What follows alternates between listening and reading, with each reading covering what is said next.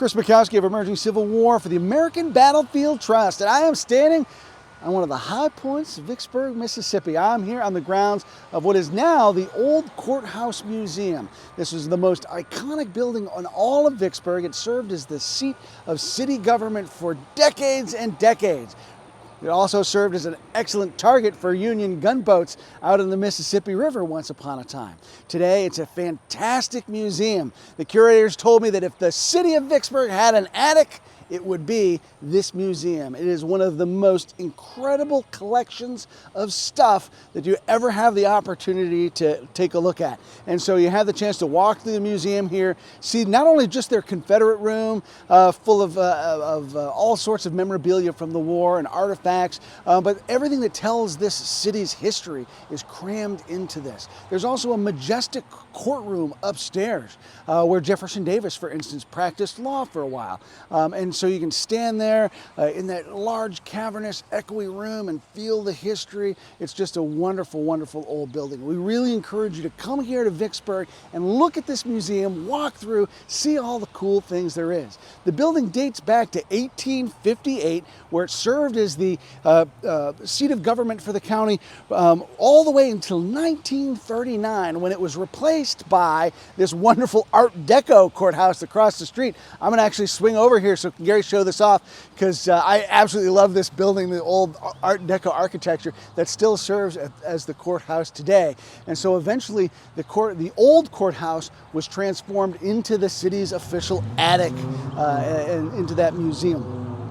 During the Civil War, when Ulysses S. Grant's forces were outside of the city and had it cordoned off, and you had Union gunboats up and down the river, and both sides are throwing shells into the city, they actually aimed at this courthouse because it was such a prominent landmark. It was way up here on the hill. It made for a good, convenient target. It was a very symbolic target as well.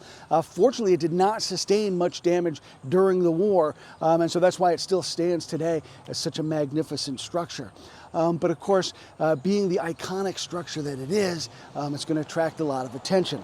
Vicksburg itself, during that siege, suffered tremendously as citizens here really they were actually opposed secession, one of two areas in Mississippi that opposed secession. And so when Grant encircled the city, all these people that didn't want to be there in the first place found themselves in the crosshairs of war. And to talk about that, I'm going to ask my colleague Chris White to come on and tell us a little bit about the civilian experience here in Vicksburg. Thanks, Chris. And I want to say that we have filmed in a lot of cities, and Vicksburg by far is one of the smallest but the loudest city we have ever filmed in. We filmed all around the downtown, and man, I can't tell you, but it's a great city to come and visit. And we hope that you'll click the subscribe button, go over to our YouTube channel if you're watching it there. Click that bell notification, share this with your friends and family, head over to Facebook and you can click our like button there. And of course, head over to battlefields.org where you can learn more about Vicksburg. We have an animated map over there. We have some great articles, and we also have in 4 videos in 4 minutes, and you can learn about becoming a member of the American Battlefield Trust. So we're standing out here and we're talking about the siege of Vicksburg. We are standing in the city, as Chris pointed out. Now the city sits on a high bluff. And in 1863, let's fast forward to 1863, we would be looking at a large number of houses, but this specific place where we're standing was actually always set aside since 1825 as one of the seats of government. Newick Vick, who is very hard to say because the way his name is pronounced, is the founder of Vicksburg. He founds it really in 1811. You fast forward to 1825 when the town's incorporated. And he is going to decide to put at least 1 square block of the city aside for governmental purposes. And to this day, that portion of the city that he set aside is still used for government purposes. As Chris pointed out, the Warren County Courthouse is across from us. But Vicksburg by 1863 was a city on the rise. It was the second largest city in Mississippi behind Natchez, which is kind of hard to believe, you know, that this was the second largest city because there's only about 5,000 people who live here. By the time of the siege, there's maybe 4,000 or so civilians here, but it's an economic hub. We have King Cotton moving up and down this river. We have chattel slavery taking place around here. We also have immigrants coming into Vicksburg. It's very much a melting pot.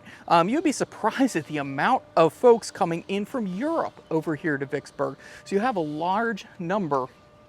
Of different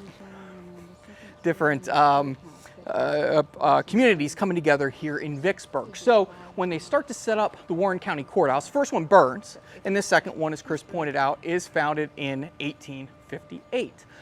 This one is created. It's a beautiful structure, and it's going to play host to many people. I mean, Jefferson Davis is very prominent here.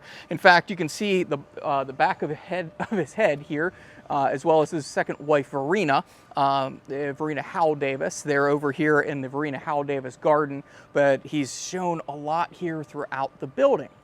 Also, who comes here? Ulysses S. Grant, William T. Sherman. Fast forward to the post-war years, you'll have William McKinley come here. You will also have Booker T. Washington. In fact, Dwight David Eisenhower will pass this spot. I'm not sure he actually came to the Warren County Courthouse, but he was here, and he was the inspiration in the 1940s for Vicksburg to finally start celebrating the 4th of July again, because the 4th of July had a really dark cloud over the city of Vicksburg, at least for its Confederate brethren, because the city surrenders on July 4th, 1863. And it's kind of ironic that the city was against the 4th of July, because in fact, the city of Vicksburg was against secession altogether. The people here in Warren County, and specifically in the city of Vicksburg, were pro-unionist largely. And then the war came, Mississippi seceded, and now they are part of the Southern Confederacy. Bring the Union Navy out in front of us. We're looking out towards the Yazoo Canal today. In the time of the American Civil War, we'd be looking out towards the Mississippi River, but that changes course. You can learn more about that in another video. So when we have the Union Navy on one side, the Federal Army, the United States Army on the other, and the town caught in the middle, and artillery fire crashing into here and even hitting this building at one point, you have a kind of a change of heart. So it takes until the 1940s for them to start celebrating the 4th of July once again. You can actually see a display here in the old Warren County Courthouse that talks about Ike coming here and the Confederate Jamboree. I forget, the Confederate Carnival is what it was actually called. They had 3 of them. After the 4th one, it kind of went away, which is an interesting look into Americana at that time. But as we were up here, this would have been looking out over this area first. You'd be looking out over the Mississippi in 1863. In 1876, the Mississippi changes course. There's a massive flood in April of 1876, and that is going to wipe out a portion of DeSoto Point, which is just downriver from where we're standing off to my right. Really can't see that. We'll get some B-roll in there, and that will push the Mississippi away from Vicksburg. It's economically devastating, and it takes 25 years for this canalway to bring the Yazoo River down here to be completed. So think about that. But then by 1906, 1907, we start seeing more railroads coming back through here, and they have a rebirth. But in the 1860s, there were railroads bringing goods into the city. King Cotton is moving up and down the Mississippi River. This place was a hub, and it was a growing hub. So if you were to think about comparative southern cities, think about Fredericksburg, Virginia in 1862. It was roughly the same size, also on the Rappahannock River. You can see Gary behind the camera rolling his eyes because I made the tie-in there. I could have said it's 2 Gettysburgs for Gary about that size, if you put 2 Gettysburgs together. But this is what you would see. We'll walk over here just for a moment and we'll show you something cool. But the civilians who are here, many people are going to ask, what happens to the civilians during the battle? In fact, downtown Vicksburg, a lot of the civilians stay. Because remember, the campaign for Vicksburg started in May of 1862. And from May of 1862 until May of 1863, those pesky Yankees weren't allowed anywhere near this city. The Confederate defenders had done very well, and it seemed relatively safe. Plus, there were nearly 9 miles worth of fortifications on the landward side. The Mississippi River and the river batteries on the Mississippi side of the city, those seemed to secure us from the Union Navy. But unfortunately for the Confederate civilians here in Vicksburg, Ulysses S. Grant moves inward. The Union Navy runs the guns here at Vicksburg and see that they are more bark than they are bite. And now we have 2 sides closing in, the Navy from one and the United States Army from the other. And now the civilians are trapped here. Many of them will take to caves. They will dig caves around here. They are going to try to find any place that they can take cover. Many of the businesses are going to be hit in the downtown as well as the houses because it's a dangerous place to be. Approximately 12 civilians are killed during the siege of Vicksburg, and maybe 24 or so are wounded during it. You know, those are not high numbers when you consider that civilian population, but they are significant numbers. And then eventually what happens is when the city capitulates, this building turns into the military police office, the provost marshal. And this is where Reconstruction begins, really on July 4th, 1863, here in Vicksburg. Vicksburg went from being one of the most prosperous states in the Confederacy. In fact, it was the most prosperous state. It was the richest state in the Confederacy.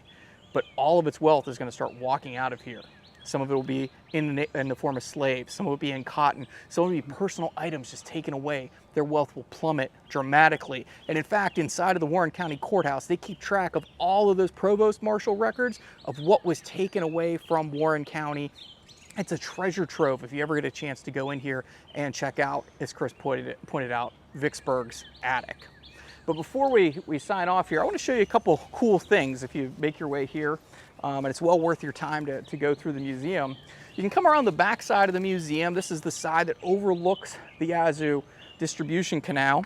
And over on this, near the footsteps of one of the pillars, we have this red rock. And we see a lot of etchings in here. People over the years have kind of carved their names or things in here. But specifically, we see some Union soldiers came here from the 58th Ohio Infantry and carved into here their unit name. So this is what we call soldier graffiti. On this side, you might notice 72nd Illinois. This is a unit that would have been up here as well. You know, so this is the soldiers leaving their marks. And we have one other soldier from the 45th Illinois who was with Company H, who carved his name into this rock. We'll put his picture up. We actually know who he is. We'll put his picture up on there. And he survives the war and in fact shows up in a picture of the Shirley House over on the Vicksburg battlefield later on. So we know who this guy is because of his unit, and this soldier graffiti. So these are just some of the stories that the Warren County Courthouse tells. One of the other cool things that we can see here on the backside of this building as we walk back over here relates to the very beginning of the Union occupation on July 4th. They've got a great exhibit in there that shows some of the newspapers that were printed here. And on July 2nd, on a piece of wallpaper newspaper, you've all heard those stories, they've got examples inside here. The editor of the paper talks about how Grant will never catch the rabbit and he will never dine in Vicksburg. And then when the Federals occupy the city, starting on the 4th, they find the printing press and they change the end of that story and they reprint it. And it says, in fact, that Grant has caught the rabbit and he is dining in Vicksburg tonight. On the 4th of July, after Grant comes into the city, he stands on this spot and he addresses the Union Army as it occupies the city. And they're spread out in front of him down here. And he'll use this as his headquarters. There's actually a chair in the museum that had belonged to Grant while he was here. It's a little threadbare and beaten up now, but what a fantastic connection to that story. You can see the chair that Grant had used as he was here. And as Chris said, this will then serve as the headquarters of the provost marshals, the police force that will kind of try to keep Vicksburg under control during that occupation. I mentioned earlier that Vicksburgers didn't want to have the state secede. Their minds change under that Union occupation. And of course the siege was hard, life was difficult, and feelings begin to calcify. They calcify even further during that Union occupation. Another important thing that happens during that occupation is there's a colony of freedmen that then kind of establish themselves here on the north end of town. Along the banks of the river. That also becomes an important part of Vicksburg's very rich cultural history. You know, the river has brought so many people here, not just the armies. It's not just been a source of commerce, but it's been a source of migration.